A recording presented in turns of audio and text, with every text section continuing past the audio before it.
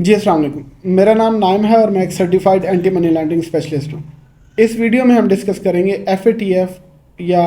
Financial action task force کے بارے میں، جسے FATF بھی کہا جاتا ہے۔ فائنینشیل ایکشن ٹاسک فورس ایک انٹرنیشنل آرگنائزیشن ہے جو منی لانڈرنگ اور ٹیررسٹ فائنینسنگ کی روک تھام کے لیے مختلف معیار اور پالیسیز مہیا کرتا ہے یا پرووائڈ کرتا ہے۔ یہ آرگنائزیشن 1989 میں قائم ہوئی اور اس ٹائم 39 کنٹریز اور 2 انٹرنیشنل آرگنائزیشنز شامل ہیں۔ فائنینشیل ایکشن ٹاسک فورس کا بنیادی مقصد منی لانڈرنگ اور ٹیررسٹ فائنینسنگ کو روکنے کے لیے ڈفرینٹ پالیسیز اور میئرز کو سیٹ کرنا ہے، جسے نارملی کنٹریز فالو کرتی ہیں۔ اگرچہ فائنینشیل ایکشن ٹاسک فورس بذات خود کسی کنٹری کے ساتھ ڈیلنگ نہیں کرتا یا اس کی اپنی کوئی فورس نہیں ہے جو کسی کنٹری پہ جا کے کوئی اٹیک کر دے یا اس کنٹری کو فورس کرے فزیکلی کہ آپ اپنی پالیسیز کو چینج کریں یا ہماری پالیسیز کو امپلیمنٹ کریں، لیکن فائنینشیل ایکشن ٹاسک فورس کی اہمیت پوری دنیا میں اس وجہ سے ہے کہ ڈفرینٹ کنٹریز اس کے میئرز جو سیٹ کیے گئے ہیں اسے امپلیمنٹ کرتے ہیں اور انہیں فالو کرتے ہیں۔ نارملی اگر کوئی کنٹری جو measures financial action task force کی طرف سے دیے گئے ہیں، جو نارملی اس کی 40 ریکمنڈیشنز ہیں، اگر کوئی کنٹری اسے فالو نہیں کرتا تو باقی کنٹریز اس کے ساتھ بزنس ریلیشن شپ کم کرتے ہیں یا ریڈیوس کر دیتے ہیں، کیونکہ فائنینشیل ایکشن ٹاسک فورس ہر سال میں 2 ڈاکومنٹ سال میں 3 بار شیئر کرتا ہے، جس میں وہ ڈفرینٹ کنٹریز کو اگر وہ اس کی امپلیمنٹیشن نہیں کر رہے اس کی پالیسیز کی یا ریکمنڈیشن کی، تو ان کنٹریز کو اپنی انکریز جوریسڈکشن اور جسے گرے لسٹ بھی کہا جاتا ہے اس میں شامل کر لیتے ہیں، اور اگر جو ایک وارننگ ہوتی ہے ان کنٹریز کے لیے کہ آپ ہمارے مانیٹرنگ میں ہیں اور آپ اپنے آپ کو بہتر کریں، اپنے معاملات منی لانڈرنگ یا ٹیررسٹ فائنینسنگ کے ریلیٹڈ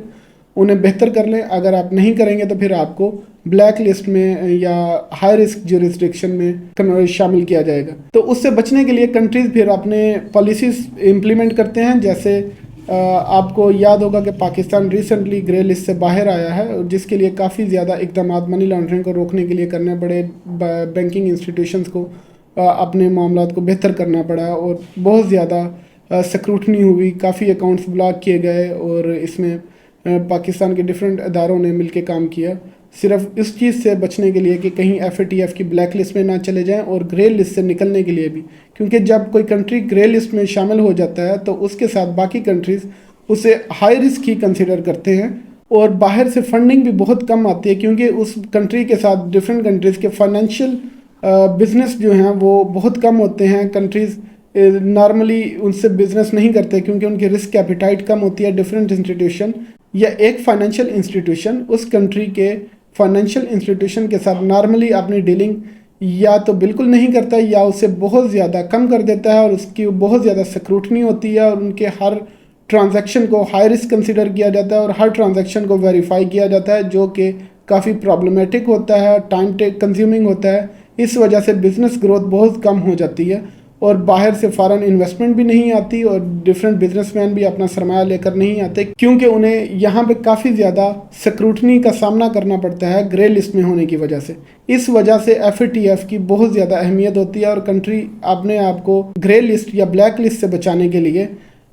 اپنے AML پالیسیز کو امپلیمنٹ کرتے ہیں FATF کی ریکمنڈیشن کے حوالے سے۔ جیسے ہم نے پچھلی ویڈیو میں ڈسکس کیا تھا FIU کے بارے میں، تو FIU ہر کنٹری میں ہونا یہ FATF کی ایک ریکمنڈیشن ہے، جس میں FATF اس بات کو انشور کرتا ہے کہ ہر کنٹری میں ایک FIU ہونی چاہیے جو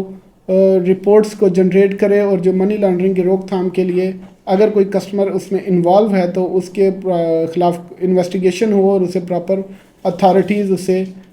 چیک کریں۔ FATF نے ٹوٹل 40 ریکمنڈیشن یا 40 اپنی سفارشات بنائی ہیں جنہیں امپلیمنٹ کیا جاتا ہے، جن میں FATF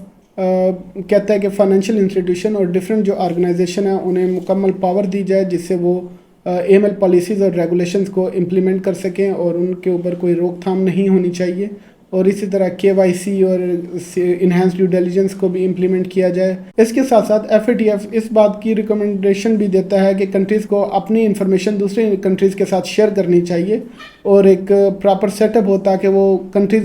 ایک دوسرے کے ساتھ اگر کسی خاص گروپ یا کسی ख़ास पर्सन के ख़िलाफ़ कोई मनी लॉन्ड्रिंग या टेररिस्ट फाइनेंसिंग की कोई एक्टिविटीज़ की इन्वेस्टिगेशन चल रही है तो वो एक दूसरे के साथ कोऑपरेट करें, क्योंकि अगर वो इन्फॉर्मेशन एक दूसरे के साथ शेयर करेंगे तो उस शख्स या उस गिरोह के ख़िलाफ़ कार्रवाई करना और इन्वेस्टिगेट करना ज़्यादा ईजी होगा रिलेटिवली उसके कि अगर उनके पास किसी के पास महदूद इन्फॉर्मेशन हो। नॉर्मली होता ही है कि कोई ऑर्गेनाइजेशंस, टेररिस्ट ऑर्गेनाइजेशन या इवन मनी लॉन्ड्रिंग या किसी इलीगल एक्टिविटी की ऑर्गेनाइजेशन ये इंटरनेशनल लेवल पे काम करती हैं, जिसमें ड्रग ट्रैफिकिंग हो गई, जहाँ पे एक कंट्री से दूसरी जगह स्मगल की जाती हैं, तो फिर मनी भी इंटरनेशनली ट्रांसफ़र होती है। क्योंकि